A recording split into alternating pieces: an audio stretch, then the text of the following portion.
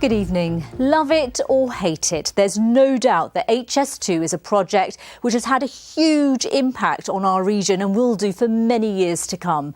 And perhaps nowhere has come to represent the strength of feeling over the scheme more than Cubbington Woods in Warwickshire. 4 years ago, protesters set up camp to try to stop the bulldozers from moving in. They were eventually evicted and the woodland was cleared in 2020. Now, 3 years on, work is well underway and HS2 Limited says it's introduced a significant ecology programme to try to reduce the impact of construction there. Laura May McMullen reports.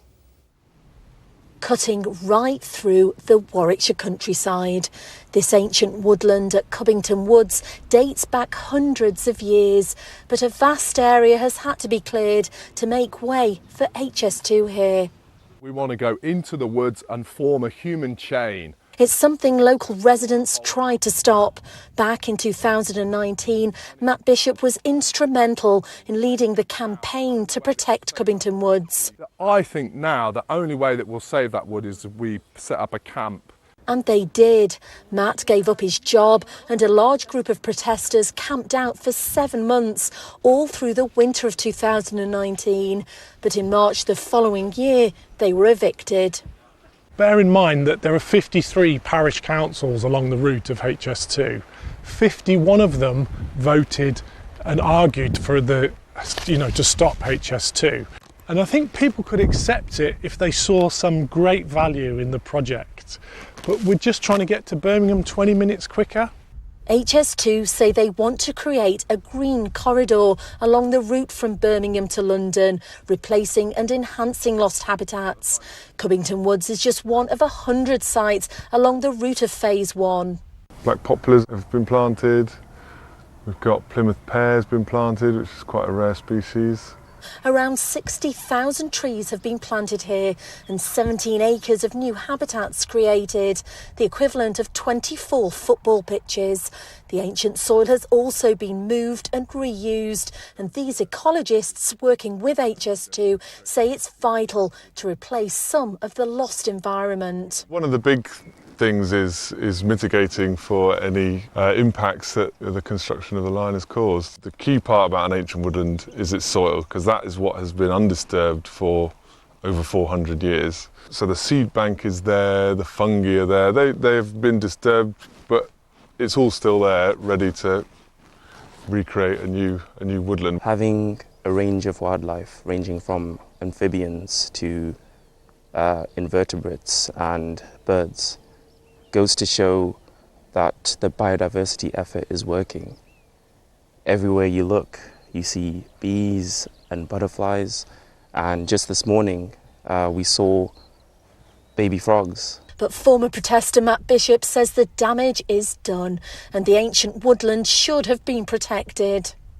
For the communities that are impacted, and it's not just Cubbington, it's 119 miles of English countryside that have been impacted. Those people's lives are changed, those communities are changed forever. HS2 say there's now 3 times more woodland here than was removed to make way for the high-speed rail line, and landowners themselves can now apply for grants from the HS2 Woodland Fund. Laura May McMullen, BBC Midlands Today, Cubbington. Well, all this week you've been getting in touch with us and giving us your views on HS2, and thank you to everyone who's taken the trouble to write in. We've been overwhelmed with the response. Jazz contacted us to say, I live in Leamington Spa and pass the HS2 works on the A445 every day.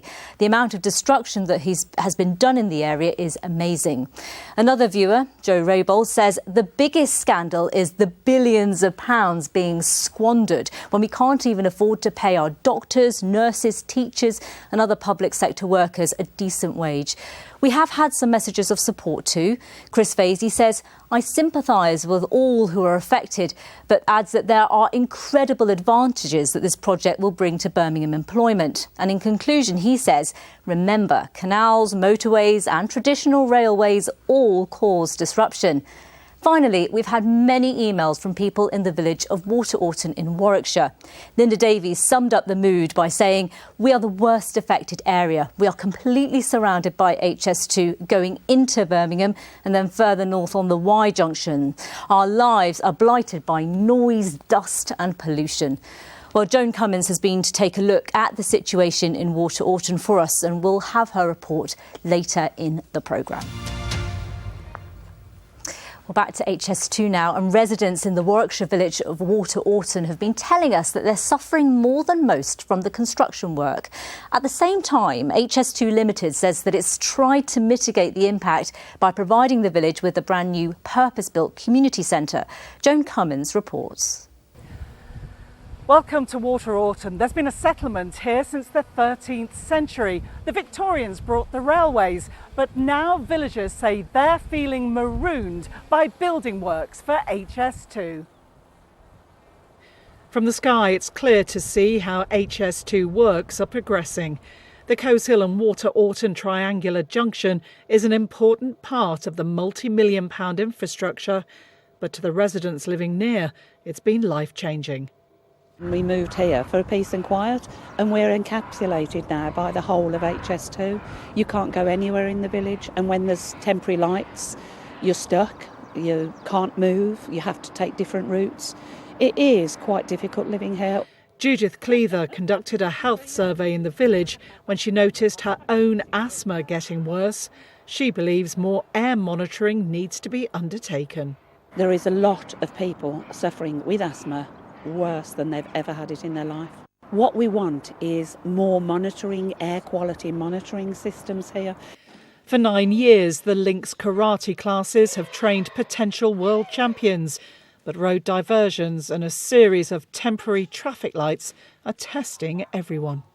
It just seems to be getting worse, so I have to divert my journey around now, so I don't come direct anymore, so I come via an 8-mile diversion just to try and get here on time, so it takes me over an hour to get to class.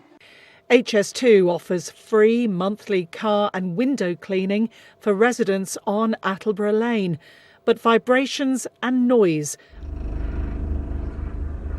are having a detrimental effect on Fellie's well-being. This is the first time in my life where I truly appreciated that noise actually is a weapon of war, is used for torture means, because it is so torturous. There's no escape. I can't see myself doing another 7 years of this. Residents say they have regular meetings with agents to sort out problems, but they feel that as the work progresses, their problems remain. Joan Cummins, BBC Midlands, Today, Orton.